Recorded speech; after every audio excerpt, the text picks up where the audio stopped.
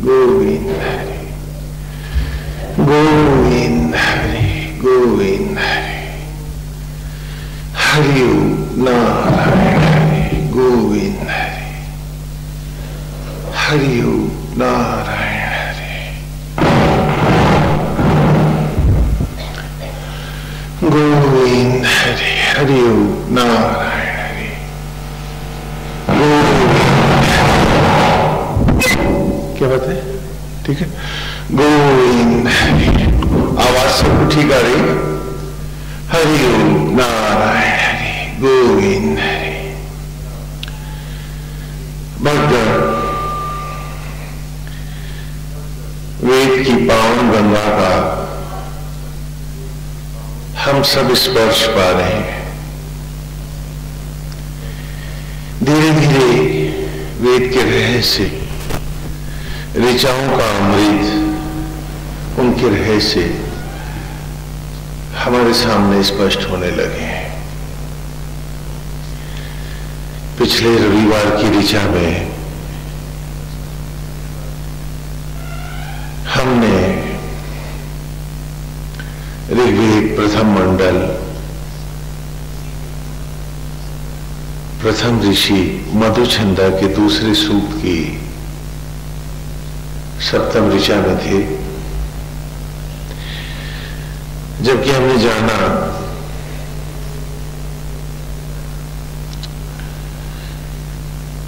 कि आत्मा में ही समर्पित हो जाता है जो अपने ईश्वर को, अपनी आत्मा को ही जो सत्य मानकर जीता है, जो संपूर्णता और सर्वस्वता से अपने आप को, आत्मा को अर्पित कर देता है, वो अकिंचन ही ब्रह्म ज्ञान को पाता है। मित्रम हुए भूत दक्षम वरुणम च ऋषादसम ध्येयम घृताची साधनता। कि मित्रम हुए भूत दक्षम, मित्र और वरुण आदि जो महाप्रलय के आदित्य हैं, कहते हैं जब महाप्रलय होती है तो 12 अग्नियां प्रकट होती हैं, प्रलय की ज्वालाएं, जो प्रत्येक वस्तु को सूक्ष्म ब्रह्म में अर्थात एटम्स में कन्वर्ट कर देती है। हर मैटर को बिंदु बिंदु में विसर्जित करती है। तो वो 12 आदित्य हैं प्रलय के, जो मित्र वरुण आदि हैं। तो इस ऋचा में हमने पढ़ा था कि जिसने अपने अंतर में प्रलय की इस ज्वाला को प्रज्वलित किया, जिसने अपने अंतर में महाप्रलय चलाई और दक्ष उस अग्नि में जलकर हो गया जो पूत अर्थात पवित्र, च तथा ऋषादसम, तथा अपना सर्वस्व जला दिया उसने। हर इच्छा, तृप्ति को, उपलब्धि को, सबको नकार दिया उसने और सबको भस्मसात कर दिया उसने। अब बना साधन था अकिंचन। ध्येयम घृताची, ऐसा साधन था, ऐसा किंचन ही ब्रह्म विद्या को धारण करता है। और इसी की पृष्ठ में दक्ष प्रजापति की कथा भी उभर कर हमारे सामने आई थी कि कैसे धारण करता है। कि जैसे दक्ष प्रजापति की पुत्री ने सर्वस्व का परित्याग कर घनघोर तप करके साधनता अर्थात अकिंचन शिव को पाया था। तो उस कथा का हमने संक्षेप में चर्चा की थी और बतलाया था कि ये कथाएं वस्तुतः हमारी ही जीवन की कहानियां हैं।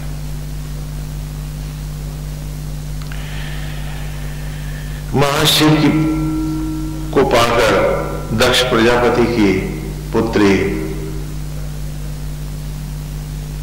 शिवा कहलाई। लेकिन दक्ष प्रजापति को यह अच्छा नहीं लगा। वो चाहता था कि किसी ऐश्वर्यवान के पास, जिसके पास ढेर सारे आभूषण हो, रत्न हो, गहने हो, हाँ, खूब सारा साम्राज्य हो, नौकर चाकर हो, मेरी बेटी तो ऐसे सुख में जाए।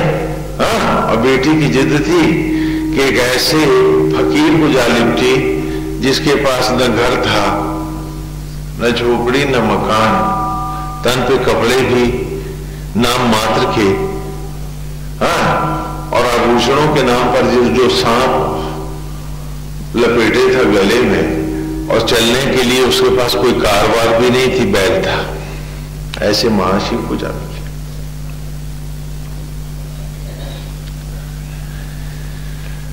लेकिन कथा जब आगे बढ़ी तो अचानक हमारी कहानी बन गई कि शिव को पाकर भी, इतने तप के बाद पाकर के भी, दक्ष प्रजापति की पुत्री के मन में पिता नहीं गया, है ना। तो ये ऋचा उसकी अधूरी रह गई। मित्रम हुए पूत दक्षम वरुणम च ऋषासम, वो इस ऋचा की कसम को पूरा नहीं कर पाई। दक्ष प्रजापति ने यज्ञ रचाया तो उसके भी मन में ललक आई कि मैं भी जाऊं। इतने तप के बाद शिव को पाया, लेकिन एक जो फांस रह गई थी आसक्ति की, वो आसक्ति की फांस ही पुनः उसे अपने पिता के घर ले आई, और जहां वो अपने पिता पति का अपमान जब न सह सकी तो उसने दक्ष के यज्ञ में कूदकर आत्मदाह किया। एक अतृप्ति उसे शिव से अलग कर गई। और वो ही नहीं जली, बाद में शिव गणों ने दक्ष प्रजापति का विध्वंस कर दिया, उसके साम्राज्य का ही विनाश कर दिया, वो भी मारा गया।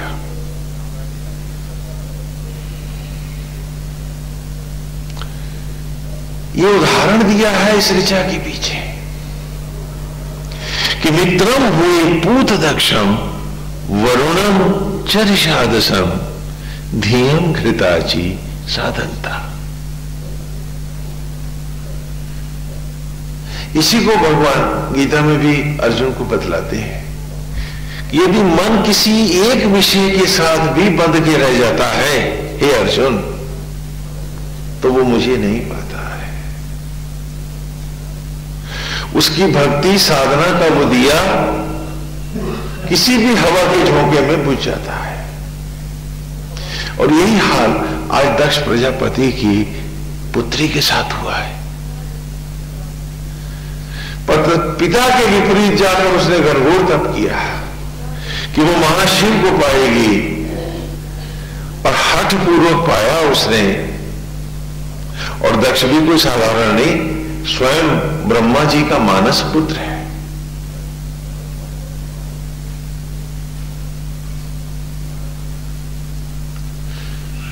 नारद ने भी, उसके भाई ने समझाया भी उसको, नारद जी ने, कि दक्ष तुम गलती कर रहे हो। लेकिन वो जिद पे आ रहा। जब ब्रह्मा जी ने भी उसे इस बात के लिए प्रताड़ित किया तो बेमन से ही दक्ष विवाह के लिए माना था, और ये फिर लौटकर उसी घर चली गई। तो क्या हुआ? उसी प्रकार हम सबका तप भी रोज नष्ट हो जाता है।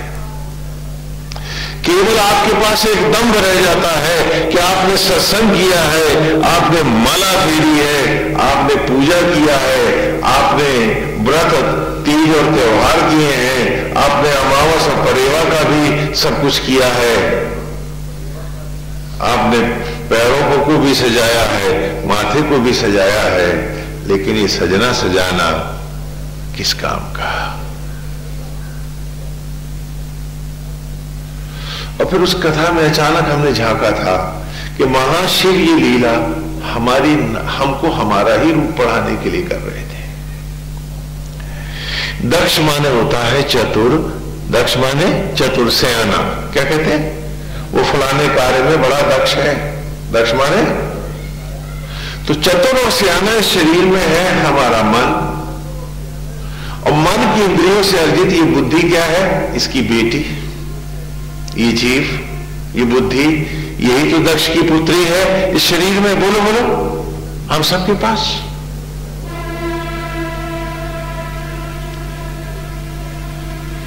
क्योंकि सियाने की बेटी है इसलिए सियानापन छोड़ नहीं पाती, शिव छोड़ने को राजी हो जाती है, लेकिन सियानापन, हाँ हमारे सियाने बड़ी चतुराई है।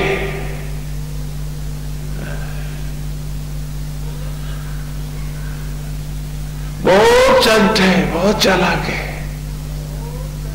और इसको अपनी बड़ी उपलब्धि बनाए बैठी है, समझदार जो है।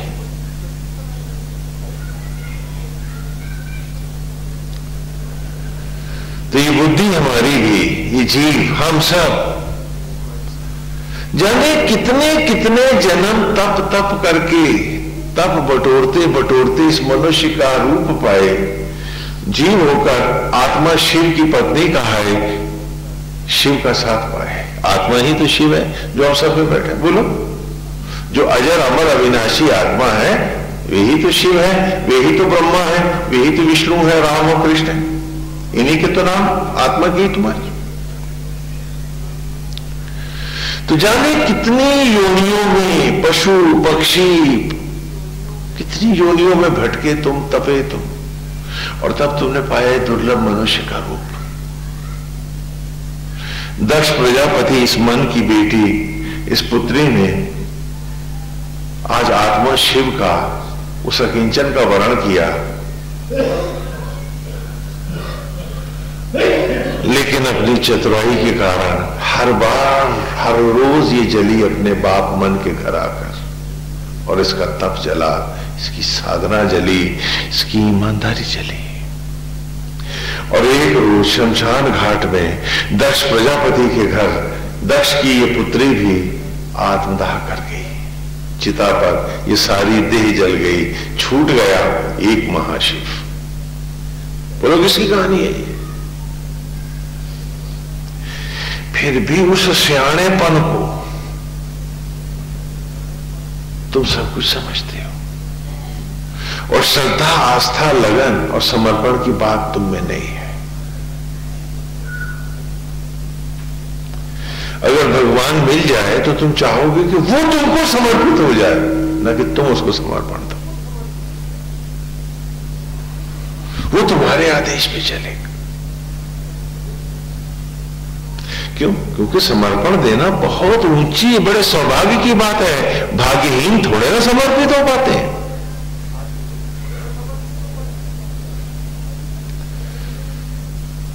समर्पण देना ये बहुत बड़े सौभाग्य की बात है, और वही हम में नहीं है। हम तो लेना जानते हैं, देना थोड़े ना। हम समर्पित हो नहीं सकते। इसीलिए जब पूजा पाठ में भी बैठते हैं तो क्या करते हैं? भगवान को रिझाया करते हैं। पूछो, भगवान को रिझाने में जो इतनी जिंदगी तुमने माला फेरी, भजन गाया, उनका क्या मतलब? अगर एक भजन, एक माला भगवान पर रीझने में लगाई होती तो शायद कल्याण हो गया होता। लेकिन नहीं, हम तो रिझाना चाहते हैं, रीझना थोड़े ना चाहते हैं। और यही कारण है कि हम सब चिता की लकड़ियों पर अपने पिता दक्ष के यहां जाकर आत्मदाह करते हैं और आत्मा शिव से छूट जाते हैं। ये कथा हमारी है। ऋचाओं के पृष्ठ से उभरती हुई सारी कथाएं गुरुकुल में छात्रों को वेद की इन ऋचाओं का अमृत पिलाने के लिए थे।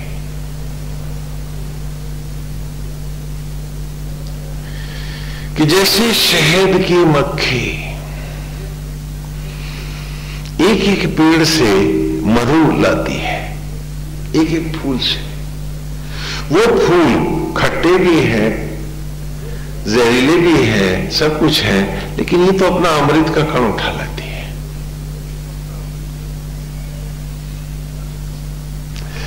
ऐसे ही जन्म जन्म तुमने जीवन के क्षणों को कि इस मधु को एकत्र किया, ये मनुष्य का रूप पाया।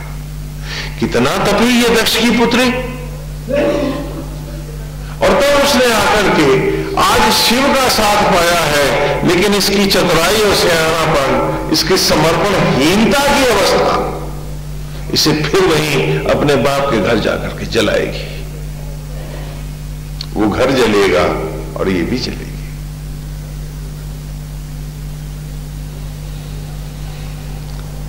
क्यों? क्योंकि इसकी साधना में खोट है, इसके समर्पण में झूठ है। देना नहीं, लेना चाहती है।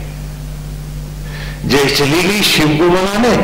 शिव ने बताया भी कि वहां मत जाओ, भारी अपमान होगा। बोले नहीं, एक बार हो ही आने दो। वो शिव के आदेश को नहीं मानती, चाहती है कि शिव उसके आदेश को मान जाए और उसका अंत। और यही हम सबके साथ होता है। आज हमारा कोई आराध्य नहीं है, झूठ बोलते हैं, हमारा कोई गुरु नहीं है, वो भी नाटक है हमारा। हम इतने दम्भी हैं कि हम टूट तो सकते हैं, झुक ही नहीं सकते, तो समर्पण क्या देंगे? इसीलिए वेद जान करके भी नहीं जान पाते हैं, पढ़ के भी नहीं पढ़ पाते हैं, सुनकर भी नहीं सुन पाते हैं।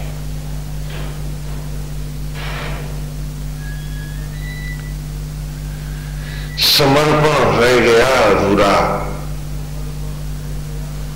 तो जीवन व्यर्थ हो जाएगा, सब कुछ चला जाएगा।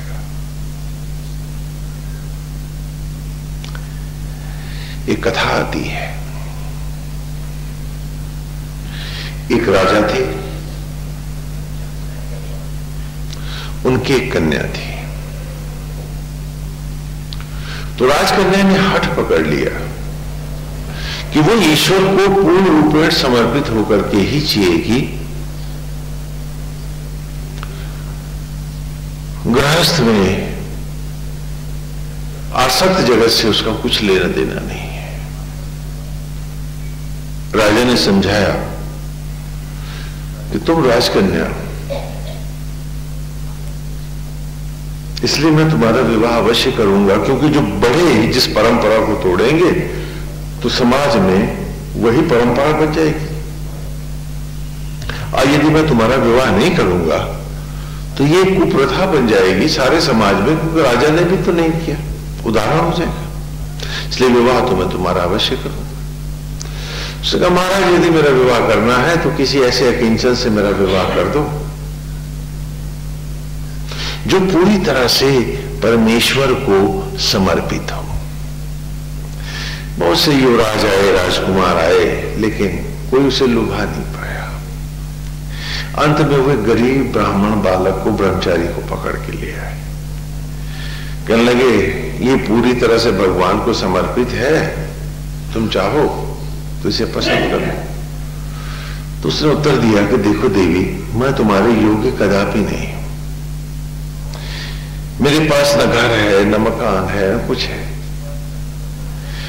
नारायण को ही सब कुछ मानता हुआ, संसार को उसी का रूप जानता हुआ, प्राणी मात्र की सेवा का ही मेरा व्रत है। फिर जैसे गोविंद रखें, यही मेरा भाव है। तो मैं पूरे रूप से उन्हीं के रूप को और उनके चरणों को समर्पित हूं। तो मेरे पास तुमको देने योग्य कोई भी सुख नहीं है। उसने कहा, महाराज मैं भी ऐसे ही रास्ते पर तप को जाना चाहती थी। यदि आप स्वीकार करें तो मैं आप ही के साथ इस तपस्वी जीवन को आगे बढ़ाना चाहती हूं। उसने बहुत समझाया, ब्रह्मचारी ने नहीं मानी। राजा ने भी शादी करके, और वो पित तो थे ही, आ जाओ, निकाल दिया। वो ब्रह्मचारी उसको, राजकुमारी को लेकर के जब घर आए तो उसने देखा एक झोपड़ी है टूटी हुई, जगह जगह टूटी है, दरवाजा नहीं है उसमें। एक चटाई है बिछी हुई, एक लकड़ी का छोटा सा आसन की, उसके ऊपर पानी का एक मटका रखा है जिसे उसने लकड़ी के ही एक बर्तन से ढका हुआ है, और उसके ऊपर कुछ रखा है जिसे उसने पत्तों से ढक रखा है। तो उसने कहा महाराज ये घड़े के ऊपर आपने क्या रखा है? तुम कहा पत्ते हटाए, कहा खुद ही देख लो, वहां आधी रोटी रखी हुई थी। क्या रखा था? आधी रोटी रखी थी। तो राजकन्या ने कहा कि महाराज ये आधी रोटी आपने क्यों रखी हुई है यहाँ? कल राजकन्या सवेरे एक भक्त मेरे को एक रोटी दे गया था, तो आधी मैंने खा ली और आधी रख ली। मैंने कहा शाम को और कुछ नहीं होगा तो इसी से निर्वाह करूंगा। वो तो रोने लगी। कहा क्यों रोती? खुद ही बड़े समर्पण की बात करती थी और रोती क्यों? मैंने तो पहले ही कहा था कि मैं अकिंचन हूं, भगवान को अर्पित हूं, और तब तुम मानी नहीं कि मैं तुम्हीं के चरणों में अर्पित होकर जी रहा हूं, मेरे पास कोई सुख साधन नहीं है, अब क्यों रोती हो?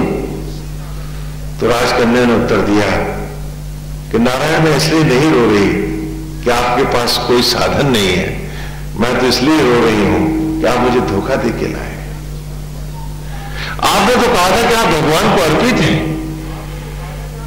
उसने कहा तो इसमें क्या शक? उसने कहा शक? आपने तो आधी रोटी का भी भरोसा भगवान पे नहीं किया। हा? जिससे भगवान पे आधी रोटी का भरोसा नहीं, वो और समर्पण क्या देगा ईश्वर को?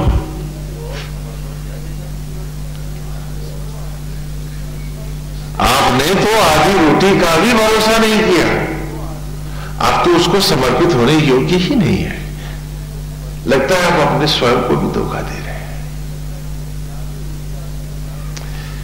कि आधी रोटी आपने बचा के रखी कि शाम को और कुछ नहीं होगा तो इसी से गुजारा करेंगे। तो नारायण को गुजारा नहीं था ना, ये आधी रोटी ही थी आपकी।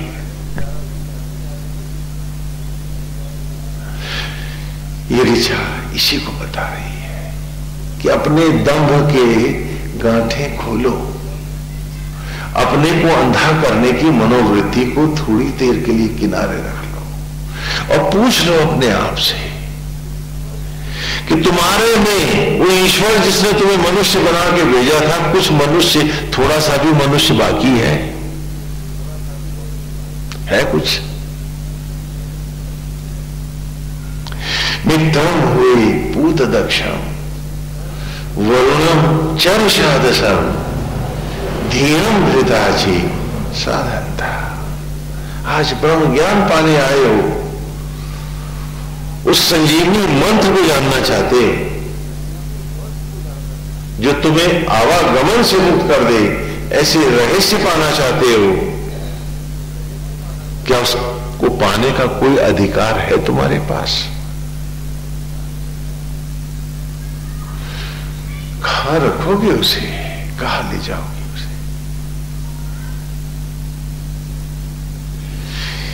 ईश्वर को समर्पित होकर अपनी ही अंतरात्मा को अपना सर्वस्व मानकर और जगत को उसका बनाया हुआ बाग मानकर कि पिता बाग का मालिक है, मैं माली हूं, हम समर्पित होकर जिएंगे, ये भाव आएगा कैसे? और जब तक ये भाव नहीं आएगा तुम्हारा तप, तुम्हारी साधना का मतलब क्या होगा?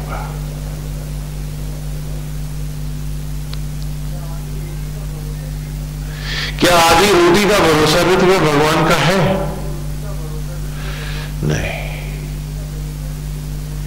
हम सबके विश्वास टूटे हैं, उन्हें हमें छोड़ना होगा। ये अतीत की ऋचाओं में हमने पढ़ा है।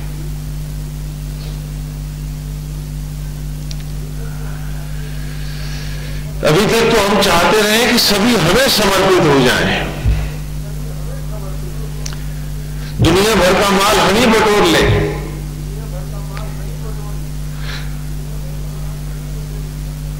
और थोड़ा खर्चा करें या ना करें लेकिन सम्मान हम ज्यादा पालें।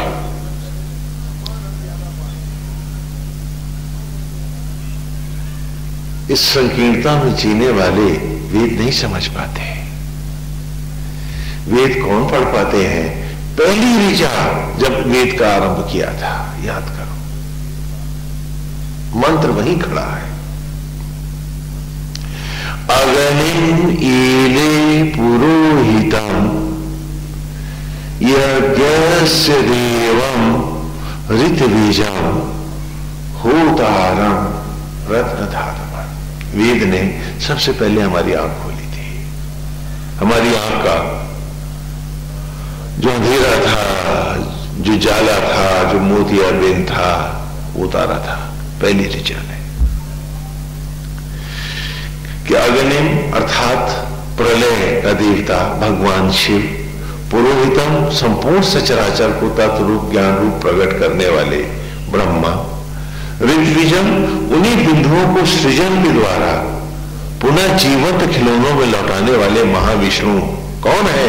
यज्ञ से देवम, इस शरीर रूपी यज्ञशाला के आत्मा होकर ये ही त्रिदेव है। अ उ म ओम है। अ से अस्तित्व तत्व धारक ब्रह्मा, उ से उत्पत्ति सृजन सृजक विष्णु, अम्मा से मृत्यु मृत्युंजय महेश, धारण सृजन और संहार की यज्ञ के द्वारा चिता की राख को पुनः इसी यज्ञ के द्वारा वनस्पतियों में पेड़ों के गर्भ में लाने वाला तथा उसी अन्न को इस शरीर रूपी गर्भ में यज्ञ करके शिशु का रूप प्रदान करने वाला आत्मा ही इस यज्ञ का देव है, अधिष्ठित देव है, जो आज भी धारण सृजन और संहार के द्वारा कि यज्ञ के द्वारा ही तुम्हारे परिवार को वरद कर रहा है, तुम्हें संतति से वरद कर रहा है। क्योंकि तुम्हें आज भी उंगली बनानी नहीं आई तो बेटा बेटी कब बनाए थे? वो ना होता तो तेरा परिवार कहां होता और तू कहां होता? उमर के नोट उसने न्यौछावर किए थे तुम पर, होतारम रत्नदात्म, और उस एक धन के अलावा तुम सब महान निर्धन हो, केवल दंभ के धन है तुम्हारे पास। उस दंभ को ही तुम अपना सर्वस्व बनाए बैठे हो।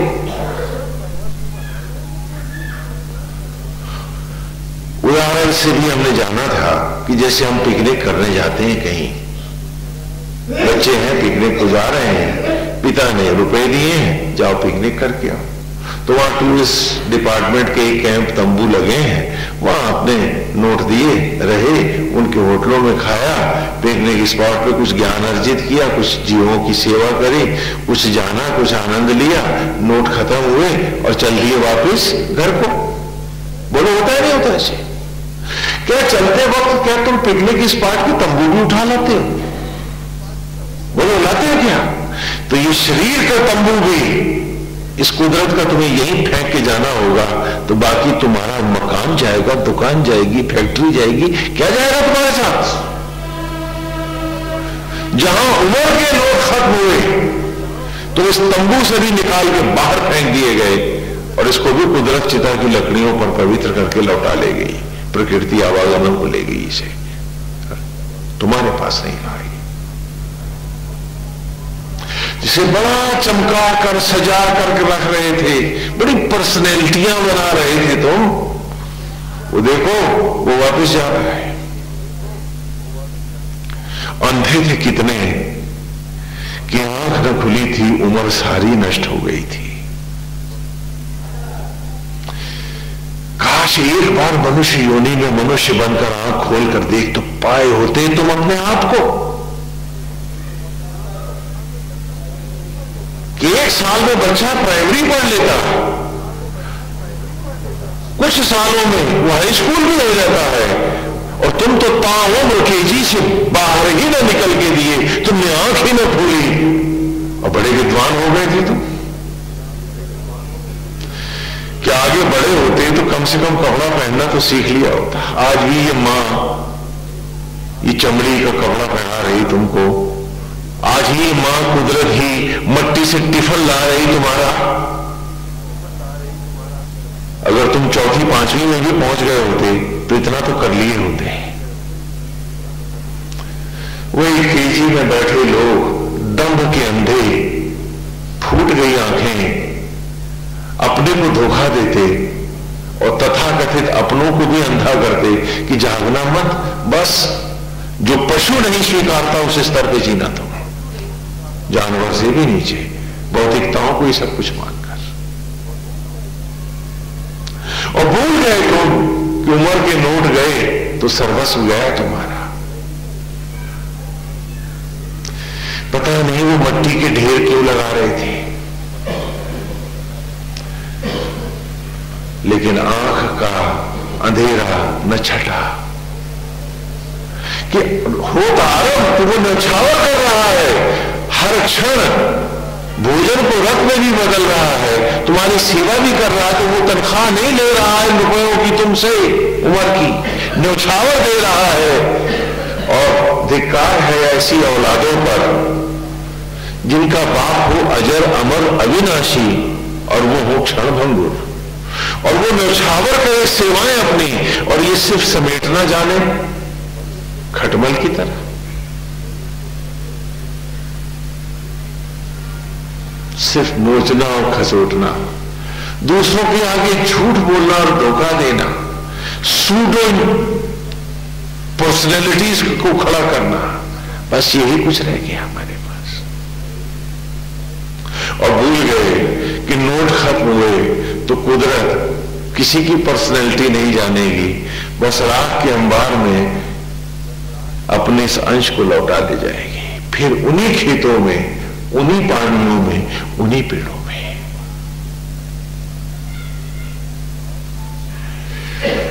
आए थे कुछ अपने को पढ़ने, आए थे कुछ अपने को जानने। मैं आपके सामने एक और तस्वीर रखता हूं कि कहां कहां आपने अपने आप को ठगा है। कोई दूसरों के साथ विश्वासघात करे, चलो ठग भी बने, औरों को ठगे बात समझ में आती है, लेकिन उन ठगों की बात क्या करूं जो अपने साथ विश्वासघात करते हैं हर सांस हर क्षण, और सिर्फ ठगते हैं पिता के दिए हुए नोटों को, अपनी उम्र को ठग रहे हैं जो ऐसे ही विश्वासघाती। आपके घर में बच्चे होते हैं, पढ़ने जाते हैं स्कूल, आपने अपने बेटे को भेजा है कि स्कूल पढ़ने को जाओ, आपने एक बाइसिकल ले दिया उसको, हाँ लेके देते हैं नहीं देते आप? तो बाइस्कूल क्या उसके जीवन का लक्ष्य है?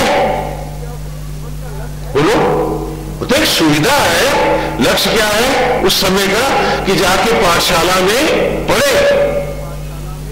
हाँ, बाइसिकल क्या है? एक सुविधा है, एक कंफर्ट है।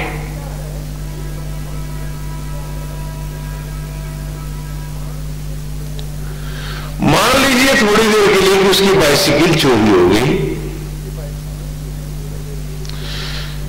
तो साइकिल के लिए क्या वो स्कूल जाना छोड़ देगा? बोलो, आप कह दोगे साइकिल चोरी हो गई बेटा पढ़ाई लिखाई छोड़ दो, बोलो कहोगे क्या? पैदल जाएगा, बस से जाएगा, किसी से लिफ्ट लेगा, और पैसे बटोर के माँ बाप एक और साइकिल खरीद देंगे उसको, अगर हिम्मत कर पाएंगे तो। यही तो होगा। उसको ये तो नहीं कहेंगे बेटा तू साइकिल की तेलियां बनाने लग, रिम बनाने लग, छोड़ पढ़ाई, कहोगे क्या? क्योंकि पढ़ना लक्ष्य है, साइकिल एक कंफर्ट है, एक सुविधा है। तो भौतिक जीवन में मकान दुकान का होना, फैक्ट्री का होना, मटेरियल का होना, परिवार का होना, एक बाइसिकल ही तो थी। So comfortably I should live to reach the ultimate goal. And may I ask, where is that goal? और अगर वो गोल ही हट गया तो तू मनुष्य कहां है? तू तो पशु को भी लज्जित कर रहा है, शायद पिशाच भी तेरे से छोटा हो गया है। उदाहरण देता हूं आपको कि खटमल है, मच्छर है, जोंक है, गंदे जानवर है, बहुत घटिया जानवर है, दूसरों का खून पीते हैं, लेकिन इनमें भी एक अनुशासन है, डिसिप्लिन है कि अपनी जात बिरादरी का खून पीते क्या? नहीं पीते। और वो आदमी जिसके जीवन का लक्ष्य ही समाप्त हो गया है, वो घर के भी नहीं छोड़ता है, और आज हर घर की पीड़ा है ये। तुम खटमल से भी नीचे चले जाओगे और फिर अपनी पर्सनैलिटीज की बात करोगे तो कितना ताज्जुब लगेगा, कितना अजूबा लगेगा। कहते हैं गायन भी 2.5 घर छोड़ती है, और भटका हुआ आदमी तो अपना घर ही तबाह करता है, अपने आप को ही करता है, तो अपने को भी नहीं बख्शता है। काश तुमने लक्ष्य अपने सामने से न हटाए होते, क्योंकि जो भी धन तुम बटोर रहे हो वो एक सुविधापूर्वक एक लक्ष्य को प्राप्त करने के लिए, यथा सुविधापूर्वक एक लक्ष्य की प्राप्ति के लिए तुम कर रहे हो। लेकिन आज तो तुम पैसे के लिए पैसा बटोर रहे हो, पशु को क्या, आज तो तुम चंबल के डकैतों को लज्जित कर रहे हो।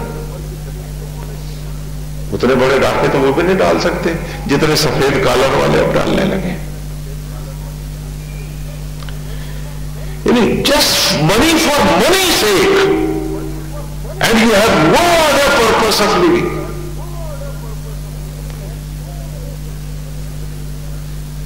शैतान भी हैरान है देख के तुमको। चलो मेरा भी पर्पस था, मैं शैतानियां कर रहा था इनके इम्तिहान के लिए, परीक्षा के लिए, जिससे अपने को टेस्ट कर सके कि पीड़ा में, दुख में, अभाव में, दुर्घटना में भी ये प्रभु के साथ जुड़े रह सकते हैं या नहीं। तो I have a purpose to be here. लेकिन ये तो मनुष्य होगा, मनुष्य होने का इसके पास कोई पर्पस ही नहीं है, ये तो मेरे से भी नीचे चला गया। और दम्भ है भक्ति का, दम्भ है तप और साधना का, दम्भ है मटेरियल का। मेरा इतना बड़ा मकान, मेरा इतना बड़ा ठाठ, जबकि ये तन का तंबूरा भी तुम्हारा यहीं रह जाएगा। कुदरत वापस ले लेगी नोट खत्म होते ही उम्र के। और इन नोटों के रहते जीवन की पाठशाला में तुमने प्रवेश ही नहीं किया। अक्षर एक पढ़ते तो क्या, तुम तो बाइसिकल के दुकानदार बन गए थे, साइकिलें बेचने रहे थे, पैसे कमा रहे थे, भूल गए थे कि इसको चला के पाठशाला पढ़ने भी जाना है। और सोच लिया था कि भजन गा लेंगे तो भगवान को धोखा दे देंगे। मैं पूछता हूं, तुम्हारा बेटा भजन गा के क्या हाई स्कूल का सर्टिफिकेट ला सकता है घर बैठे? बोलो, क्या घर में बैठ के समाधियां लगा के उसे बीए की डिग्री मिल सकती है? तो ये तुम अपने आप के साथ एक धोखा ही तो कर रहे थे, ठगी तो रहे थे अपने आप को। एक विश्वासघात ही तो था तुम्हारा कि क्या वो ईश्वर तुम्हारी मालाओं को देखता, तुम्हारे आचरण, व्यवहार और स्वभाव को नहीं देखता। जब शिवा यहां दंडित हो रही है दक्ष प्रजापति के घर, तो तेरी बिसात क्या है?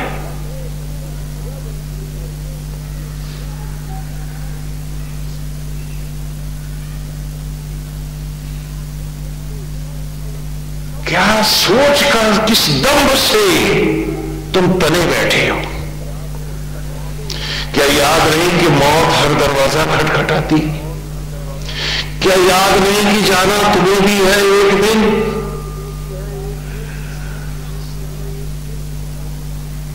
तो कब पहुंचोगे पाठशाला, कब पढ़ोगे जिंदगी के अक्षर?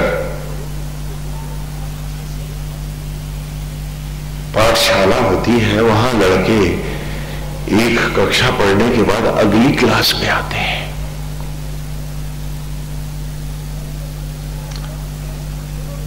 क्लास आगे बढ़ते हैं क्योंकि उनके मां बाप फीस में नोट देते हैं, देते हैं नहीं देते? तुम तो स्टूडेंट थे, जिंदगी की इस पाठशाला को पढ़ने आए थे, और तुमने क्लास में रूम में घुसने की भी ना घुसने की कसम क्यों खा ली कि हम तो जाके ही नहीं देंगे, माला फेर करके सारा काम कर लेंगे? क्या तुम्हारे बेटे को हाई स्कूल मिल जाएगा? क्या वो बीए पास हो जाएगा? तो तुम धोखा किसको दे रहे थे? आंख बीच कर किस बगुला समाधियों में क्या पाना चाहते थे तुम?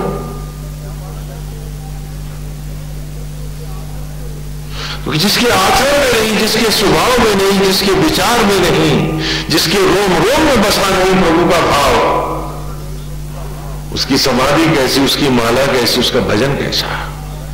जो सिर्फ आसक्तियों के लिए जी रहा है, उसकी साधना कैसी? पूछो अपने आप से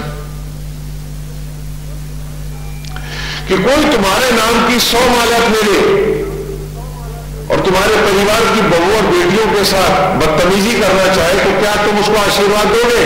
दोगी? बोलो, आप दीजिएगा तो भगवान को क्या बात है, वो बिल्कुल गंवा रहे, दे देगा आपको माला का फल। देखेगा नहीं कि यहां आप सबके साथ कर रहे हो क्या, आपके मन में बसता है मैल के अमृत, क्या पूछेगा नहीं? वो देखेगा नहीं। जो 1000 आंख से आपके भीतर बैठ के देख रहा आपको, आप धोखा दे पाओगे उसको? विश्वासघात और धोखा आज हम अपने साथ कर रहे हैं।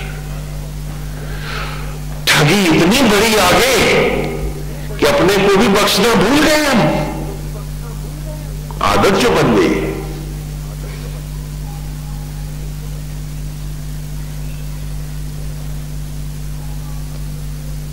आज हम धोखा दे रहे हैं और वही हमारी चतुराई है, वही हमारा सब कुछ है, वही हमारा सर्वस्व है। अब भी नहीं जागेंगे तो हम कब जागेंगे? ये वेद की ऋचाएं हमारी पाठशाला है, क्योंकि आपको याद होगा कि आपके पूर्वज सबसे पहले गुरुकुल में आकर ऋग्वेद से ही पढ़ना आरंभ करते थे। मैं वही पढ़ा रहा हूं आपको। अडल्ट एजुकेशन की तरह ब्लैक बोर्ड भी टांग दिया है, हाँ, क्योंकि वो बच्चे बड़े निर्मल होते थे, पढ़ जाते थे।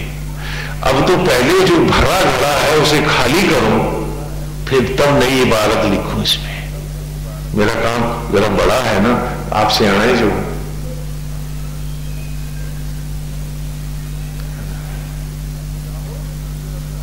चाहोगे भी सुधरना तो आपकी मनोवृत्तियां और आदतें आपको सुधरने थोड़ा ना देंगी, फिर घूम करके वहीं जाओगे।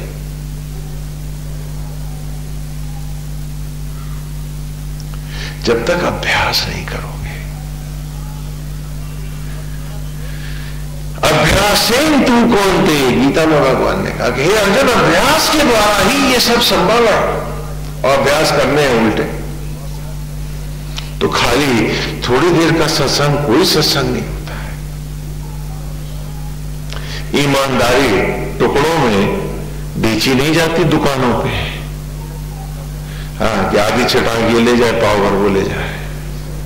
ईमानदारी पूरी होती है, और जब पूरी नहीं होती है तो वो ईमानदारी नहीं होती, बेईमानी ही होती है।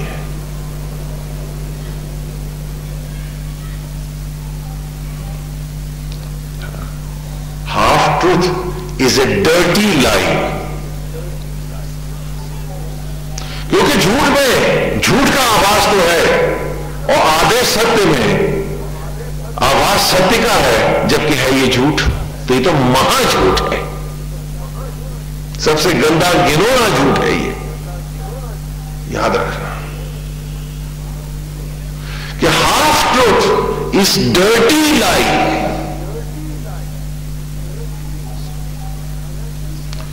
और आज आप उसी को सच मान के जी रहे हो। अरे भौतिकता था, मकान था, दुकान था, नाते थे, रिश्ते थे, कि इन सुविधाओं के साथ हम अपने जीवन के लक्ष्य को पाए, न कि इन्हीं को लक्ष्य बना करके हम धंधेबाज हो जाए और मनुष्यता को शर्मिंदा करें हर दिन हर रात। ऐसा घटिया रूप लेकर के हम इस धरती पे उतर आए।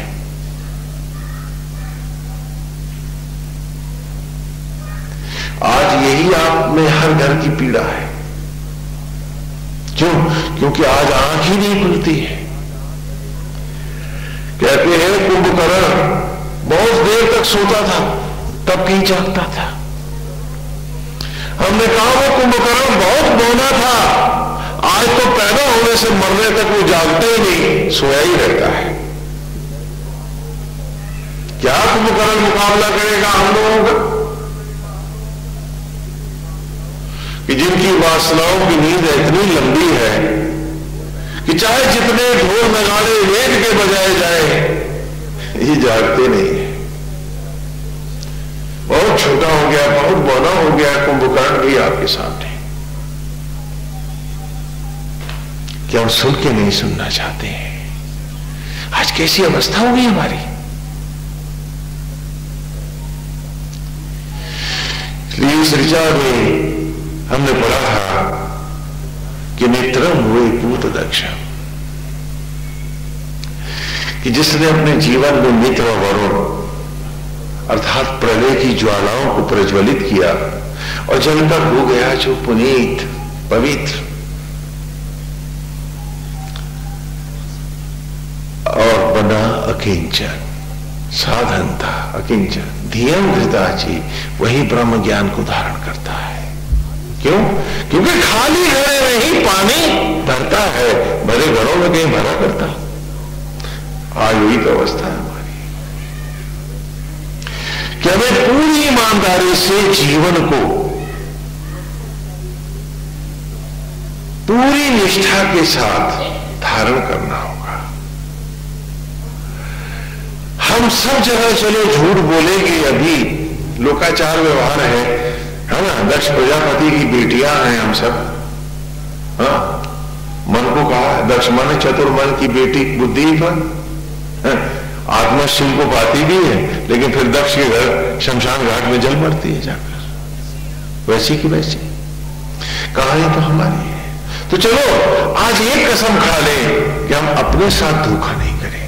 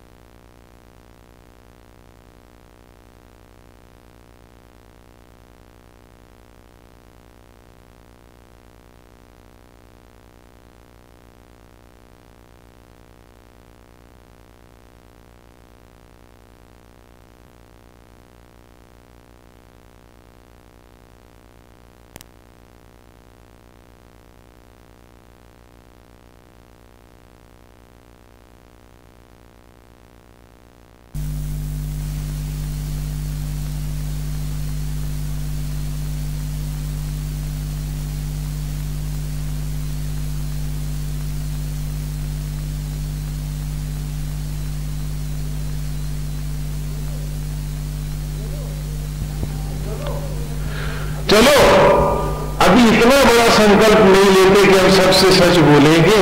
आओ इतना ही संकल्प ले लें कि हम अपने से तो झूठ नहीं बोलेंगे। जरा सा संकल्प कह रहा हूं लेने। तो वेद की ऋचाओं को सामने रख करके हम अपने सच को जानने के बाद फिर झूठ का आचरण अपने साथ कम से कम नहीं करेंगे। तो बोलो, क्या हम मट्टी से इंसान बना सकते हैं? आता है बनाना? तो जब हमें आता ही नहीं बनाना तो हम ये मेरा तेरा कम से कम मन के भीतर तो हम नहीं रखेंगे कि जिसे उंगली ना बनाई उसके बेटा बेटी कहां से आ गए। इससे बड़ा, इससे घटिया झूठ और धोखा मैं अपने आप को क्या दे सकता हूं। तो जब तक मुझे एक हाथ बनाना नहीं आएगा, मैं अपने साथ ये धोखाबाजी नहीं करूंगा कि मेरा बेटा मेरी बेटी। बोलो, क्या इतना झूठ बोलना आप कम कर सकते हैं? बड़ा मुश्किल है, क्योंकि झूठ ही तो अब हमारा जन्म हो गया है, जीवन बन गया। मनुष्य थोड़े ना रहे खाली झूठे झूठ हम रह गए। इतना संकल्प भी लेने में डरते हो क्या? कितना सच तो हमारे सामने हम मान रहे हैं कि आज भी हमें भोजन से रख के फूड बनाने नहीं आई, तो हम पेट किसका भरेंगे? तो इतना ही मान लेते कि आज हम अपने से झूठ नहीं बोलेंगे कि वही पेट भर रहा है, वही मट्टी को इंसान बना रहा है, ये घर परिवार भी उसी का बनाया है, मैं सिर्फ उसका निमित्त हूं। बोले तब मान लोगे? शायद आज इतना भी मानने को तुम तैयार नहीं हो। इतने कमजोर हो चुके हो, इतने नष्ट हो चुके हैं संकल्प तुम्हारे। क्योंकि इतना मानने में तो बड़ी गड़बड़ हो जाएगी ना। फिर जब सबने सब ईश्वर को बनाए मान लोगे, तो फिर धोखाधड़ी डाकाजनी कैसे करोगे? अपनों के लिए दूसरों को से भेदभाव कैसे करोगे? ठगोगे कैसे? तो जरा सोच समझ के संकल्प लेना, कहीं फंस जाओ मेरी बातों में। खाली अपने को धोखा नहीं दोगे मिस्टर ईमानदार, मिस्टर सत्यवादी, खाली इतना मान लो मुझसे। आज इतना मानने की भी औकात नहीं है। और दम्भ है कि हम किसी से नहीं डरते, हम झूठ कभी नहीं बोलते। खाली इतना सच ले लो, मैं जानू कि सचमुच तुम मर्द हो, मैं जानू कि सचमुच तुम में कोई संकल्प है। खाली इतना सच मेरे से ले लो, इतना सच, जरा सा, और वो भी अपने लिए, दूसरों के लिए नहीं। ले पाओगे? देखो कि किस रसातल के द्वार पर तुम जा पहुंचे हो, जिन्हें होना था स्वर्ग के किनारे। क्या आज अपने साथ सच बोलने का हम में साहस नहीं है? छोटा सा सच भी नहीं बोल सकते हम, कि सिर्फ हम चुप रहेंगे, अपने भीतर अपने को तो ईमानदारी से सच बोल के दिखा देंगे। आज वो साहस भी हम नहीं। बाहर की सत्यवादिता तो भूल जाओ। आदमी कितना गिर सकता है, जरा थर्मामीटर लेकर के नापो तो, नापो अपने आप को। Just a very small truth, एक नंगा सच ले लो, एक छोटा सा। तो मानो कि आप फिर तुम्हारी माला माला है, तुम्हारी भक्ति भक्ति है, कि कम से कम अपने साथ तो सच बोल लो, कहीं तो बोल रहे कि जब तक हाथ न बना लूंगा, सबको ईश्वर का बनाया ही जानूंगा, क्योंकि जब मैं बना ही नहीं रहा तो मेरे कहां से है? तो उसी के मैं निमित्त हूं। जैसे नाट्यशाला में मंच पे पात्र निमित्त होते हैं, कोई राम बनता है, कोई दशरथ बनता है, कोई कुछ निमित्त अभिनय तो करते हैं, कथा तो राम की होती है। तो चलो आज हम इतना निमित्त मान लेंगे, द्वार वेद का खुल जाएगा। इतना सच मान लेने से भी तुम्हें रास्ता मिल जाएगा। अभी तो हर खिड़की दरवाजा बंद है। ये छोटा सा सच मानने को कह रहा हूं। और जरा कल्पना करो क्या छातियां फुला फुला के डायलॉग मारते हो अपनी पर्सनैलिटी के बारे में, और क्या क्या शोषे छोड़ते हो, और कितना सम्मान तुम पाना चाहते हो, जबकि इतना सा सच तुम अपने प्रति नहीं सह पाते हो। जरा देखो तो, अपने को अलग अलग करके अपने को पढ़ो, देखो अपने आप। वेद तुम्हारी ही कहानी है, मैं सुना रहा हूं तुमको।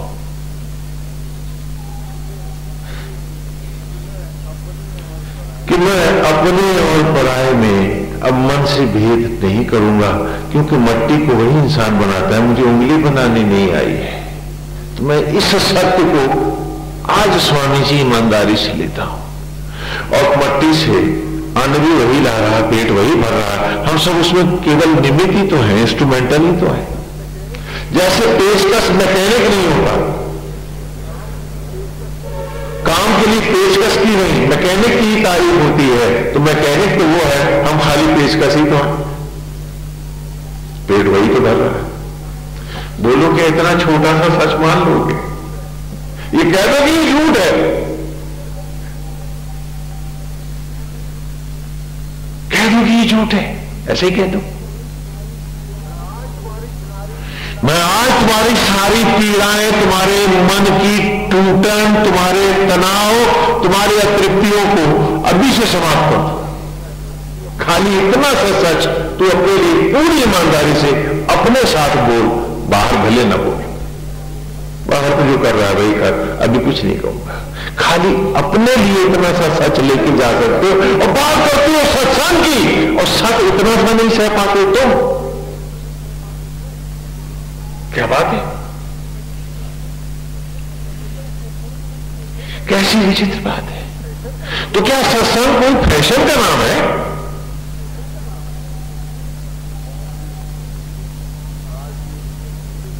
आज ये ऋषा यही पूछ रही है कि इतना सा सत ले ले, सारे वेद के द्वार खुल जाएंगे और तू अजर अमर हो जाएगा। ये नोट जो हर बार वो पिता तुझ पे दौशावर करता है उमर के, ऐसा नहीं होगा। फिर तू इन नोटों को स्वयं बनाएगा।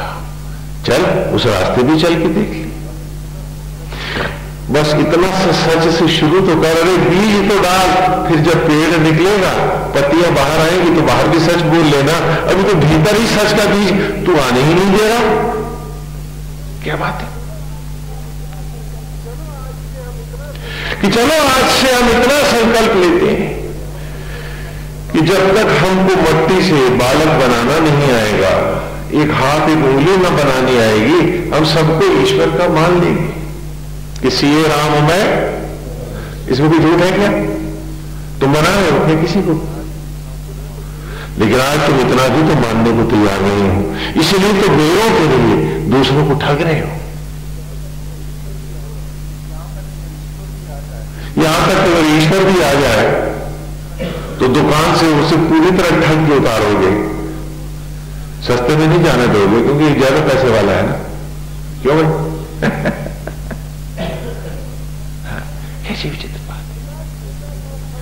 इतना छोटा सा सच, इतना छोटा सा सच, और आज भरे बाजार कोई खरीदार नहीं है और सारे सत्संग करने आए।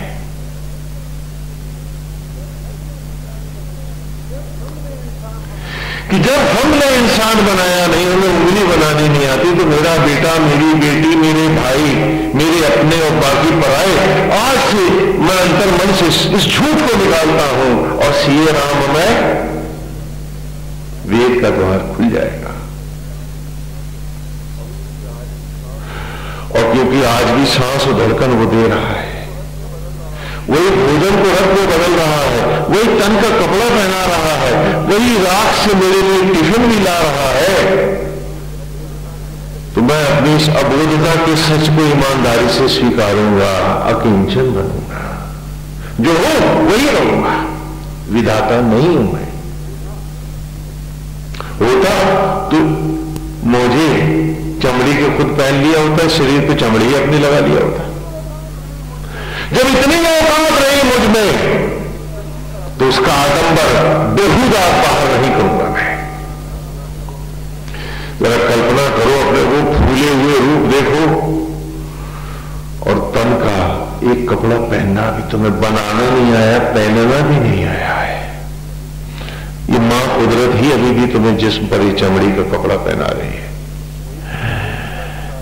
वही भोजन से रख ला रही है तुम्हारे तन में, तुम्हें बनाना नहीं आया है।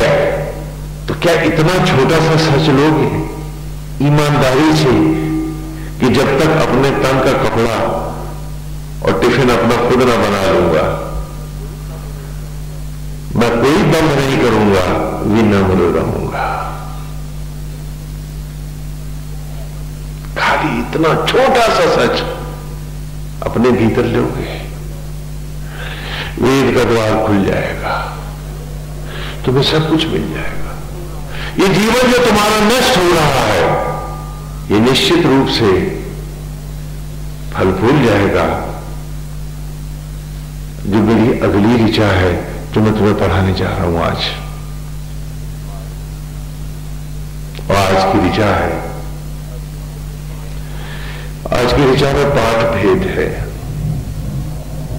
एक शब्द पाठ भेद हम उसको कहते हैं जब कई जगह पर एक ही ऋचा में एक आध शब्द अदल बदल आते हैं तो उसे हम क्या कहते हैं? पाठ भेद है। तो यहां भी पाठ भेद है। आज की ऋचा है ऋतेन मित्रा वरुणा ऋता वृद्धा ऋति स्पर्शा क्रतुम बृहंतम आशा थी। इस ध्यान से सुने। जैसे कि अक्सर आप देखते हैं ना कि दो शब्द जोड़ करके भी बोलने की परंपरा होती है, संधियां जोड़ करके। जैसे आज आप कहते हैं, इंग्लिश में ही ले लेते हैं, कैन नॉट कांट कहते हैं, हाँ, जोड़ देते हैं। उसी प्रकार संधियां वैदिक संस्कृत में भी जुड़ती हैं। तो जब आप देखेंगे तो सीधा एक वाक्य सा लिखा होगा, लेकिन परंपरा वैदिक संस्कृत की जो आदिकालीन है उसमें संधियों को पर ही संधियों को तोड़ के बोलने की बात है। हाँ? जैसे कुड नॉट को can not, can't, shall not, shan't आजकल अंग्रेजी में चले हैं, है ना। इसी प्रकार हिंदी में भी बहुत से शब्द जोड़ करके संधियां जोड़ करके, लेकिन यहां जो पूरा शब्द है दो शब्दों को संधियों में भले जोड़ के तो लिखा जाता है वैदिक संस्कृत में आदिकालीन परंपरा में, लेकिन बोला जब जाता है तो संधियों पर रुका जाता है। तो इसलिए अभी जो ऋचा आपने पढ़ी है तो आपको एक लंबा एक वाक्य सा मिला है, ऋति मित्रा वरुणा वृदा वृदा वृदा स्पर्शा, लेकिन इसका उच्चारण ये नहीं होता है। इसका है ऋति मित्रा वरुणा, ऋता ऋत वृद्धा ऋत स्पर्शा क्रतुम बृहंतम आशा थी। यहां जहां क्रतुम शब्द लिखा है बहुत सी जगह वेद में ऋतुम आया है। तो ऋतुम और क्रतुम पाठ भेद होने से दोनों शब्दों का अर्थ हम लेंगे और दोनों अमृत के शब्द हैं। कहा ऋति मित्रा वरुणा। देखिए छोटा सच जो आपको दे रहा हूं उसी की बात कर रहा हूं। ऋति मित्रा वरुणा, आत्मज्ञान के लिए, आत्मा के सत्य के लिए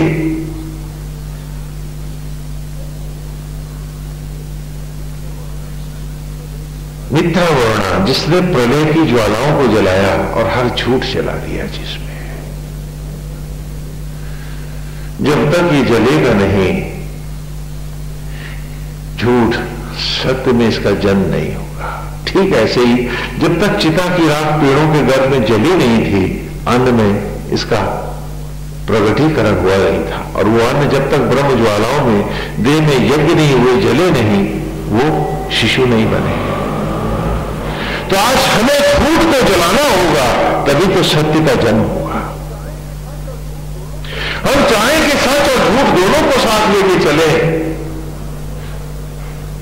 तो ये कैसे होगा? तो कहा ऋतेन मित्रा वरुणा, आत्मज्ञान के लिए, उस सत्य को पाने के लिए जिसने अपने अंतर में महाप्रलय जलाई,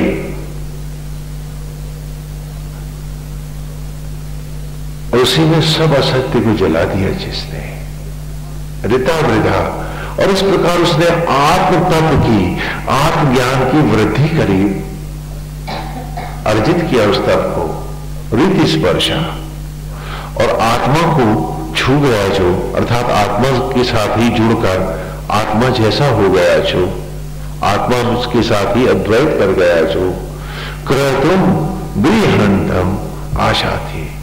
ऐसे यज्ञ को करने वाले ही अनंत में व्याप्त होते हैं। और दूसरा अर्थ है ऋतुम, ऋतुम माने अजर अमर, अमर ऋतु बृहंतम आशा थे। अमर आत्मा में, ऐसे अमर अनंत आत्मा में वे व्याप्त होते हैं, अर्थात अजर अमर हो जाते हैं। यह आज की ऋचा है। ऋते मित्रा वरुणा, कि जिसने तपा भी, जिसने साधना भी करी, तो कुछ पाने के लिए नहीं, ईश्वर को पाने के लिए।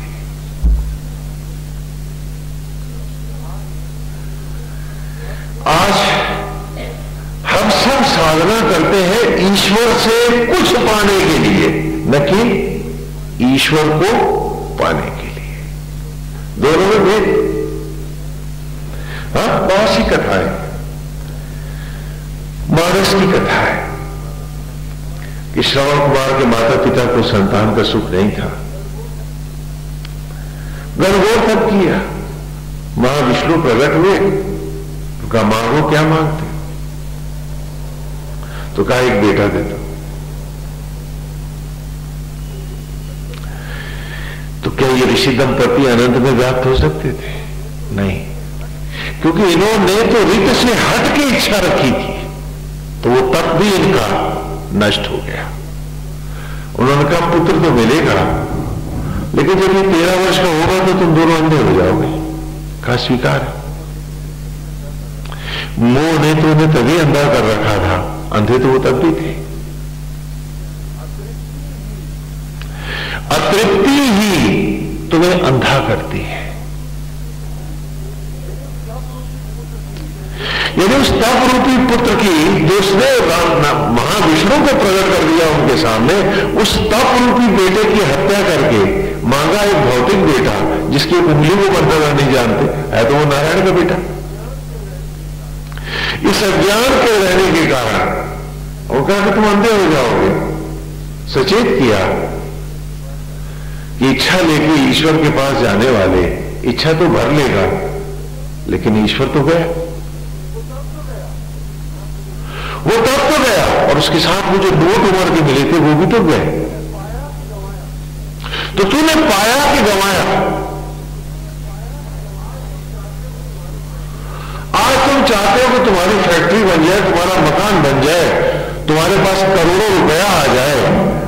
हाँ चलो, उसके लिए तुमने तब भी किया, रुपया भी आया। क्या अब उस सारे करोड़ों रुपयों से तुम उम्र का एक दिन ला सकते हो? तो कमाया कि गंवाया?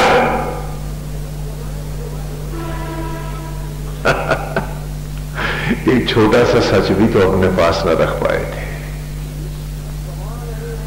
इसीलिए तो सब गंवा रहे हैं। हम कमा नहीं रहे, क्या कर रहे हैं? गंवा रहे हैं।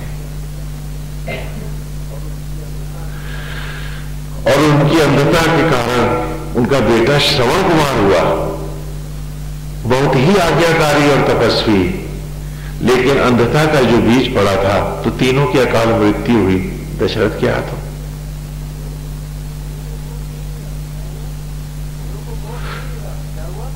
तीनों को मोक्ष नहीं मिला, क्या हुआ? अकाल मृत्यु हुई।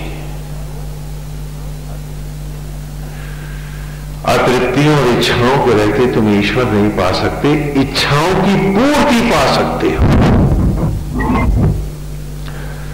और जिस दिन इच्छा को ईश्वर बना दोगे, ईश्वर पालोगे।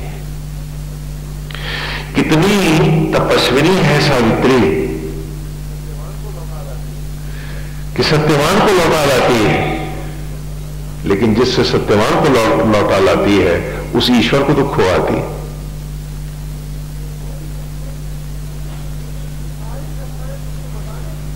ये सारी कथाएं तुमको बताने के लिए है कि जहां चाह है, जहां तृप्ति है, जहां इच्छा है, जहां तुम्हारे पास तुमने इच्छा का धन इकट्ठा किया, दंड का धन इकट्ठा किया, तो तुम तो धनी हो, अब अकिंचन नहीं हो, तो तुम ब्रह्म ज्ञान के अधिकारी भी नहीं हो।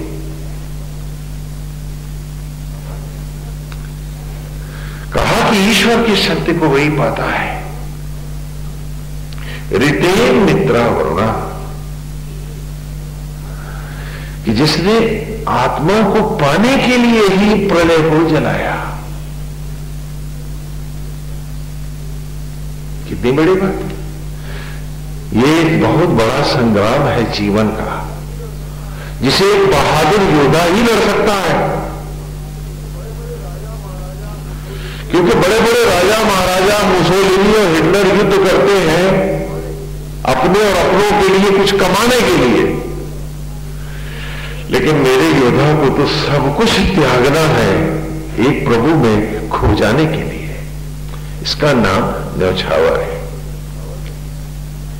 और जो न्यौछावर नहीं है उसका मनुष्य योनि में आने का कोई मतलब भी नहीं है।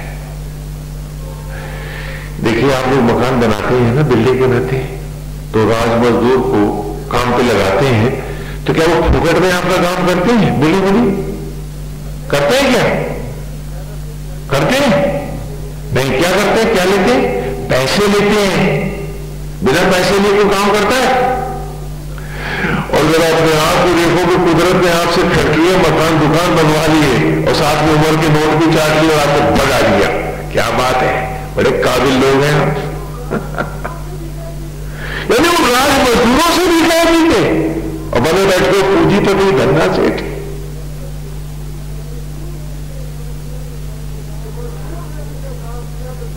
कि मजदूर ने भी जब काम किया तो शाम को कहा कि लाला नोट दे,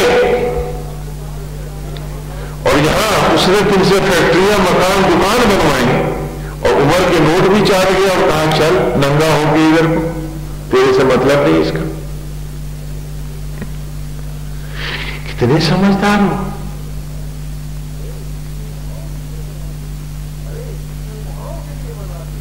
अरे सुविधाओं के लिए बनाते, लक्ष्य न खोते, उसे सामने रखते तो कोई फर्क न पड़ना था। तुम निमित्त होते, नारायण का बन रहा। क्यों? क्योंकि कल तू भी इतनी सिरात में होगा तो होगा तो बाकी तो नारायण का ही रहा, तेरा कहां से हुआ?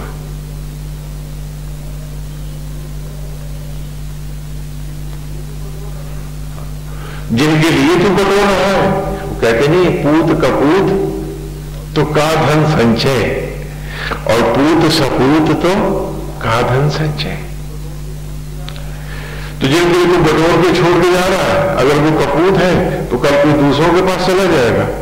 तेरा बटोरना किस काम का? बटोर तो तू खुद गया, उम्र गई तेरी। और अगर वो सपूत है तो खुदे बटोर लेंगे। तेरे बटोरने का मतलब क्या था?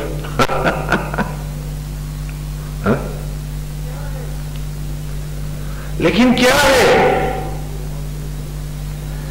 कि लुट तो उम्र गई, जीवन के क्षण गए, एक मौका मिला था अपने को जानने का। बूंद बूंद कर एक एक योनि से मनुष्य योनि के लिए तब के क्षण लाए थे, वो सब राख हो गए, जिंदगी खो गई और निर्धन जा रहा है वो। बस यही तो रह गया था। तो ये कहता है कि इच्छा तो सामर्थ्यवान को ही अच्छी लगती है। कहते ही अंग्रेजी में भी कहते हैं ना कि फर्स्ट डिजर्व देन डिजायर।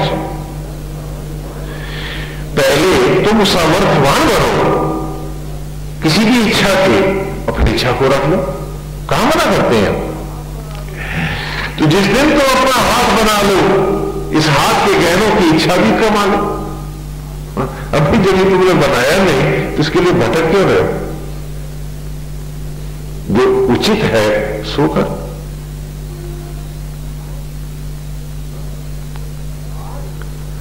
हाँ, आज जिस शरीर को तुमने बनाया नहीं उसको सजाने के लिए अगर तुम महीनों तड़प रहे हो, रो रहे हो, सामान बटोर रहे हो कि ऐसे करें, ऊंच नीच करें तो हमारे पास ये आ जाए, तो हमारे पास ये इकट्ठा हो जाए, तो तुमको मैं समझदार कहूंगा कि महामूर्ख। अच्छा एक बात बताओ, तुम्हारे पास बहुत बढ़िया गहने हैं, वहां सड़क पे एक ने लकड़ी का खिलौना खड़ा कर रखा है, बौना बनाया है, क्या आपने गहने वहां पहनाओगे क्योंकि ये नंगा है? तो ये शरीर भी तुमने बनाया ही नहीं इसके लिए सारी उम्र गंवाई। क्यों किया? तो यही था। अरे पहले शरीर को अपनाया होता, फिर इसे गहनों से सजाया होता तो बात समझ में आती। अभी तक तो तुम्हें बनाना ही नहीं आया, अपनाना तो तब मानता जब तुम बनाना जानते कि फर्स्ट डिजर्व देन डिजायर।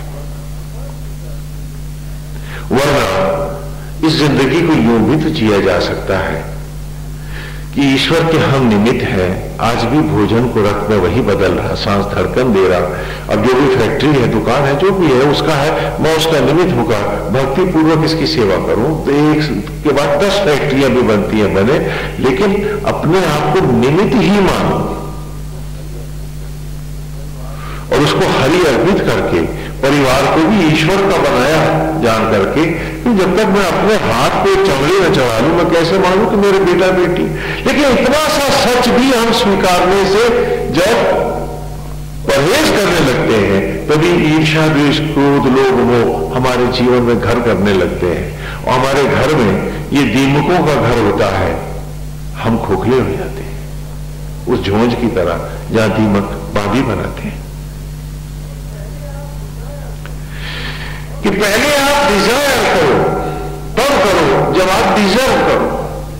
सोचो कि तुम में इस शरीर के लिए कोई इच्छा है, तो पहले पूछो कि ये शरीर तुम्हारा है, इसको बनाना आता है तुमको, बना लोगे तुम?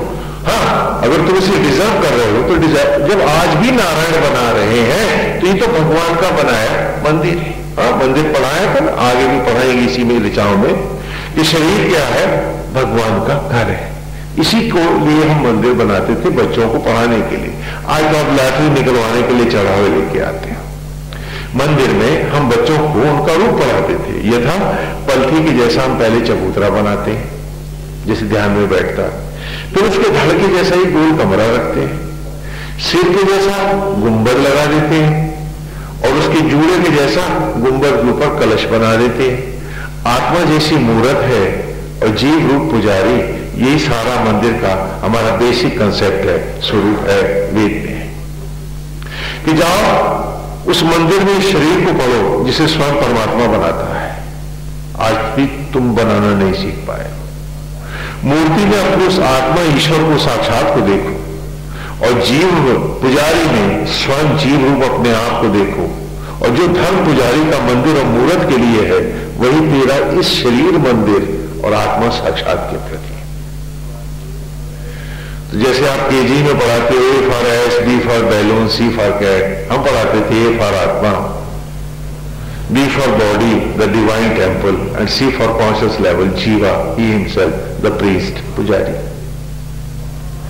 कहां आप पढ़ते थे और कहां आप भटकने आते हैं कि जहां हर तृप्ति और इच्छा जलाने के लिए आना था, आप उन इच्छाओं की पूर्ति के लिए जाते हैं। कैसी विचित्र बात है। आप आए हैं सत्संग करने के लिए और निरंतर पूरे कुसंग होकर के इच्छाओं और तृप्तियों की।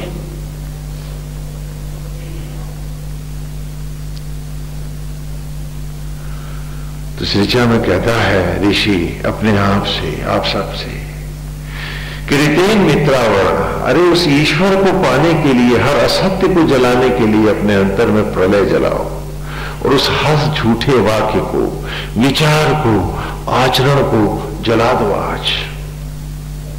रिता वृथा, और खाली करके जला के इस घड़े को, मन के घड़े को खाली करके, मांझ करके, रिता वृथा आत्मज्ञान से भरो इसे और इसी को जीवन, आचरण, तप और राह बनाओ। रित स्पर्शा, और उस आत्मा में लिपट जाओ। ऋतुम बृहंतम आशाते, आत्मा अनंत में व्याप्त हो जाओ, जीवन धन्य हो जाए तुम्हारा। और क्रतुम बृहंतम आशाते, और इस यज्ञ को करने वाला ही उस अनंत ईश्वर को पाता है, बाकी कोई नहीं पाता है। यदि उसकी राह जाना है, यदि उसमें अपने आप को ईश्वर में ही व्याप्त करना है, यदि ईश्वर को सत्य के साथ, उस सुख के साथ, उस परमानंद के साथ जीना है, तो आज बीज डाल लो एक छोटे सच का। इतना सच तो मान लो कि जब तक हाथ बनाना नहीं आएगा, इसकी अतृप्तियां और इच्छाएं भी अब नहीं आएंगे। यही विधि राखे राम, ताही विधि रही। बोलो समझ में आ रहा नहीं? ये मानस ही पढ़ रहा है, वेद भी मानस एक ही बात है कि जिस दिन इस हाथ को, इस रूप को मैं बनाना सीख लूंगा, उस दिन मैं उन अतृप्तियों को जगाऊंगा। इसके लिए कितना बड़ा सूट आना चाहिए, कितने गहने चढ़ने चाहिए और क्या क्या होना चाहिए, और मेरा व्यक्तित्व कितना छोटा बड़ा ये कैसा होना चाहिए।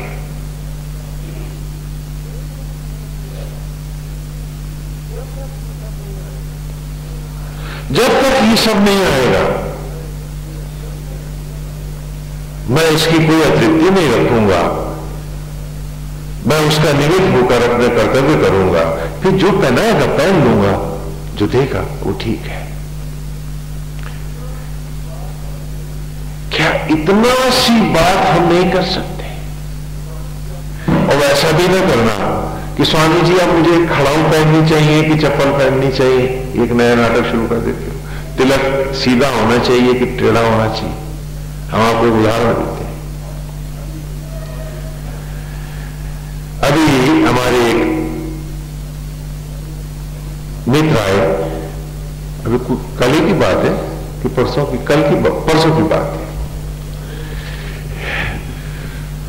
तो कहने लगे मैं घड़ी नहीं बांधता, अच्छी अच्छी घड़ियां रखी हैं, मैं सोचता हूं बांधूंगा तो फिर इसके खोने की चिंता आएगी।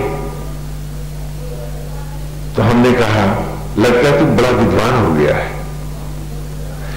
ये तुझे किसने पढ़ाया? हमने तुझे पढ़ाया था कि अगर नारायण घड़ी दे तो बांध लेना, खो जाए तो नारायण की, बनी रहे तो नारायण की। अरे तेरा ध्यान जो घड़ी नहीं है कि मैं नहीं बांधे हूं तो तू पुजारी उस घड़ी का है कि नारायण का? ये ऋचा यहां ये नहीं कह रही कि आप अपने गहने उतार आओ, ये ऋचा यहां ये नहीं कह रही कि आप अपनी फैक्ट्री दुकान छोड़े आओ। ये कह रही है कि उसमें उसको ईश्वर का मानकर स्वयं उसके निमित्त ईमानदारी से हो जाओ। और फिर जेही विधि राखे राम ताई पीती रही है। एक और उदाहरण देता हूं, हमारे मित्र हैं तो वो बहुत ही आध्यात्मिक हो गए प्रोफेसर हैं। जब वहां गए तो उन्होंने बताया कि उनमें उनकी पत्नी में झगड़ा हो रहा है फ्रिज को लेकर के। वो कहना स्वामी जी अब हम ईश्वर के रास्ते पे तो हमें फ्रिज की क्या जरूरत है? तो हम इसे कहते हैं कि अब हमें इसकी नहीं जरूरत है। तो वो कहने स्वामी जी बच्चे तो है, उनको तो जरूरत है। तो बोले 1 महीने से हमारे इसके बीच में ये कॉन्फ्लिक्ट चल रहा है, अब आप आए हो तो आप इसका समाधान कर दो। हमने कहा नहा धो के आए, लाओ पहले थाली पूजा तो करें, आरती तो करें। तो आरती का थाल सजा के लेके आए तो हम मंदिर जाने के बजाय उनको घर में जो बना रखा था मंदिर में न जाके हम उसकी फ्रिज की आरती उतारने लगे। बोले क्यों? ये क्या कर रहे हैं? मंदिर तो उधर है। मैंने कहा नहीं इधर है, 1 महीने से तुम्हारी साधना यहीं खड़ी है। अरे भले आदमी, वेद में मैंने तुम्हें यही पढ़ाया था, है तो ठीक है, नहीं है तो ना सही। आप लोग हमेशा उल्टे अर्थ क्यों ले आते हो? आपने इतना महत्व दे दिया कि नारायण से ऊपर फ्री हो गए। 1 महीने से आप यही बैठे, क्या आरती कर रहे, क्या पूजा कर रहे? लाओ हम तो थाली घुमाएंगे कि जे ही विधि राखे राम, उसके लिए हम अतिरिक्त ना हो, उसके लिए हम परेशान ना हो, उसके लिए हम चिंता न करें। जैसे नारायण रखता है वैसे नहीं। एक और समय की बात है कि एक देव स्वरूप जो हमारे एक दूसरे संप्रदाय के संत जी थे, उन्होंने हमसे कहा कि कपड़े क्यों पहनते हो? इनके फटने की, इनके धुलने की भी तो चिंता रहती है। हमने कहा महाराज इसके अतिरिक्त भी तो चिंताएं रहती हैं, जैसे खाने की, शौचादि क्रिया की। तो क्या उनसे भी आप विस्तारण पा गए हो क्या? ये समाज पहराता है और इसको धोने का काम भी समाज बड़े प्यार से अपने ऊपर लेता है, बड़े दुलार से लेके आता है। स्वामी जी पहन लो। तो मैं उनसे क्या कहूं कि नहीं अब हम योगी, अब हम नहीं पहनेंगी, ये साइन बोर्ड लगाऊंगा क्या? जब समाज ये कह रहा है कि इसके पहनने की, ओढ़ने की चिंता आपको नहीं है, ये तो हमारा प्यार है, हम जाने, तो फिर क्या मैं कपड़े फाड़ के उनसे कहूं कि मैं दिगंबर? तो क्या साइन बोर्ड लगाना नहीं होगा? हमें जैसे प्रभु रखता है, जैसे सबका प्यार मिलता है, उसे सरलता में रहते हुए, उनके मन के अज्ञान को धोते हुए उन्हें प्रेरित करना है कि आओ सब उस रोशनी की राह चले। जहां जो मिल जाएगा ओढ़ लेंगे, जब जंगल में जाएंगे फट जाएंगी तो फट ही जाएंगे, तो फिर क्या करेंगे? दिगंबर हो जाएंगे। ना हमने इसके लिए अभी चिंता करी प्रभु, और ना बंद में करेंगे, क्या इतना काफी नहीं है? या कि यही की बैठ करके आपकी भक्ति हम करने लगेंगे? तो बेटा तिलक है, त्रिपुंड है, कैसे होना चाहिए, माला का सुमेरु कैसे घूमना चाहिए, इन चीजों का सामयिक महत्व तो हो सकता है, लेकिन ये महत्वपूर्ण यही है ऐसा कुछ नहीं है। जे ही विधि राखे राम ताही विधि रही। जिस सरलता और सरसता के साथ हम सबके साथ मिल के रह सकते हैं, जहां हमारी विनम्रता भी नंबर है। हमें प्राणी मात्र में चेले नहीं, गोविंद ढूंढने, इसलिए राम में ये हमारा होना चाहिए। बड़ा कौन बनना चाहता है? जो मानता क्यों छोटा है? तो जो हीन भावनाओं से ग्रसित है वही तो बड़ा बनना चाहता है। और जिसने माना कि नारायण उसके भीतर बैठे हैं तो सबके साथ मिलकर रहना चाहेगा। यही कृष्ण का सखावाद है जो चारों वेदों में सर्वत्र छाया हुआ है कि भगवान भूमंडलों के अधिपति और ग्वालों के सखा है, कम्यून है, दोस्त है। न यहां कोई छोटा है न बड़ा है। यही संत की राह है कि हम सबके साथ मिलजुल के रहें, सबके साथ मिल के जिए। जैसे समाज रखता है उसके प्यार का भी सम्मान करें, न किसी से कड़वा कहें और सबको सत्य की राह दिखाएं, उनकी पीड़ाओं को दूर करें और प्रयास करें कि वो सत्य की ओर चले। बाकी जब आत्मा ही सब में बैठा है तो यहां कौन गुरु कौन चेला है? सब में एक गोविंद व्याप्त है। तो संत तो भले वस्त्र की मर्यादा में आप उसके पांव छूते हो, लेकिन यदि वो संत है तो अंतर्मन से आपके तलवे वही चूमता है। ये सब नारायण का रूप है और यही सत्य की वेद की राह है। हम इच्छाओं से ऊपर उठें, इच्छाओं को तोड़ें और इस मैं और मेरा के पाप से अलग हट जाए। क्योंकि जब तक ये सब नहीं छूटेगा गोविंद नहीं मिलेंगे। गांव के भी गीतों में आप सुना करते हैं, जब मैं था तब हरि नहीं, अब हरि है मैं नहीं, और प्रेम गली अति साकरी जा में दो न समाए। तो मैं और हरि दो नहीं रहेंगे। मैं कुसंग है, हरि सत्संग है। कम से कम एक छोटा सच तो हम अपने पास रखें। आज ये सत्य बीज बनेगा और इसी सत्य का जब हम अंतर्मन से सन करेंगे तो कल ये पेड़ उगेगा, इसकी शाखाएं फैलेंगी और इसकी शाखाएं जब चारों ओर फैलेंगी तो भीतर बाहर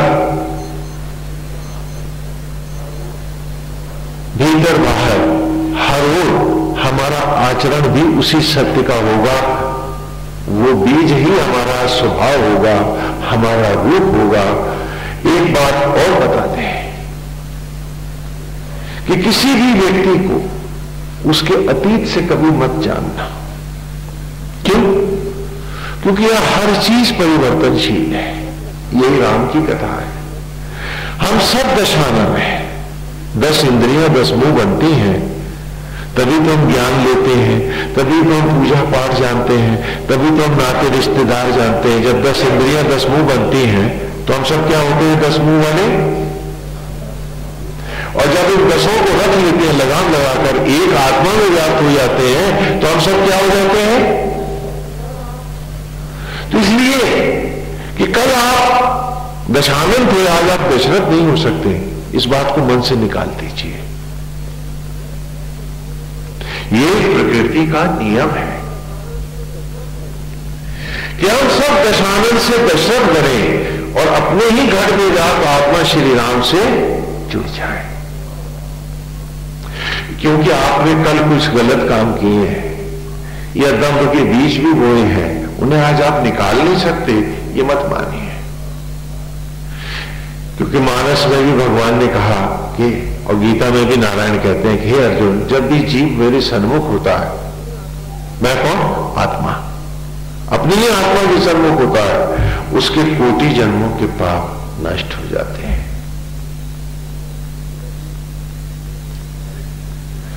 वैसे ही जैसे सारे तिनके आग में जलकर ज्योति बन जाते हैं, उसी प्रकार जीव के सारे पाप नष्ट हो जाते हैं। वेद के द्वार को अपने अंतर में खुलने दो, रोको मत अपने आप को। वेद ये नहीं कहता कि मकान दुकान ना हो, घर गृहस्थियां ना हो, फैक्ट्रियां ना हो, नौकरियां ना हो, ऐसा कुछ नहीं है। वेद कहता है भाव बदल के जीना सीखो। इन सबको केवल सुविधा मानते हुए जीवन का वो लक्ष्य खोजो जिसके लिए तुम मनुष्य बनाए गए हो। लक्ष्य से हटकर मत जियो। जैसे बच्चे को साइकिल मिली है, जैसे कंफर्ट कि so comfortably I should live to reach the ultimate goal. अब ये मत पूछे स्वामी जी कि साइकिल की तीलियां दाएं की तरफ झुकी होनी चाहिए, बाईं तरफ होनी चाहिए, साइकिल का स्वामी जी अब रंग कैसा होना चाहिए। यही संप्रदायों के झगड़े हैं जो हर कोई अलग अलग अपनी डबलियां बजा रहा है। हमारा सुविधाओं से लेना देना नहीं। साइकिल आपकी काली है, लाल है, पीली है, नीली है, लेकिन साइकिल एक सुविधा है। ईमानदारी से सुविधा मानो, लक्ष्य नहीं। तो मकान, दुकान, फैक्ट्री, परिवार, समाज, इन सब के साथ जुड़कर सुविधा पूर्वक, सम्मान पूर्वक जीता हुआ मैं जीवन के लक्ष्य को प्राप्त करूं। उस लक्ष्य को पाने के लिए आप वेद में आओ और पूरी ईमानदारी से सुविधाओं को सुविधा मानोगे, तभी तो लक्ष्य स्पष्ट होगा। अभी तक जब आप सुविधाओं को अपना सर्वस्व अल्टीमेट माने बैठे हो, लक्ष्य माने बैठे हो, तो बताओ फिर आपका और अलग लक्ष्य क्या होगा? कल्पना कीजिए कि एक आदमी यहां से दिल्ली जा रहा है, मलियाबाद पहुंचा और उसका दिमाग खराब हो गया और उसको लगा कि दिल्ली आ गई, अब वो आगे क्यों जाना चाहेगा? तो जब आप सुविधाओं को ही लक्ष्य बना बैठोगे तो आपके आगे के सारे रास्ते, तो फिर आपकी पूजा पाठ क्या है? एक औपचारिकता है, कर्टसी है, ये यूं कहूं कि एक नया फैशन कर रहे हैं आप। कोई महत्व नहीं है उसका। क्यों? क्योंकि जब वो लक्ष्य ही नहीं है तो सत्संग का, ये पूजा भोजन का मतलब क्या है तुम्हारा? तुम्हारा लक्ष्य तो सिर्फ पैसा है।